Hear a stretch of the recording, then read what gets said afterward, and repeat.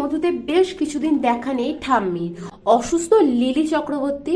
গত 12 দিন ধরে হাসপাতালে ভর্তি ছিলেন অভিনেত্রী। বহু বছর ধরেই সিওপিডিতে ভুগছেন, সঙ্গে রয়েছে হাঁপানি ও ব্লাড সুগার।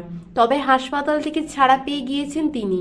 গোটা দত্ত পরিবারকে আগলে রেখেছেন তিনি। 51বর্তী পরিবারকে গেঁথে রেখেছেন এক সুতোয়।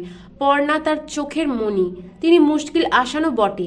তবে দর্শকের প্রিয় ঠাম্মি বেশ কিছুদিন ধরে অনুপস্থিতি। স্বর্ণযুগের সেরা অভিনেত্রী একজন তিনি। ভানু বন্দ্যোপাধ্যায় থেকে উত্তম কুমার, সৌমিত্র সকলের সঙ্গে অভিনয় করেছেন একাকালে। সাদা কালো থেকে রঙিন তার দাপট সর্বত্রই। বাড়িতে কড়া নজরে রয়েছেন তিনি। সুস্থ হলে আবার কাজে ফিরবেন বলেই জানিয়েছেন। সম্প্রতি দেখা যাচ্ছে মা হতে চলেছেন পর্ণা। তাকে নিয়ে মেতে রয়েছে দত্ত পরিবার। এই পরিস্থিতিতে ঠাম্মিকে বেশ মিস করছে সবাই।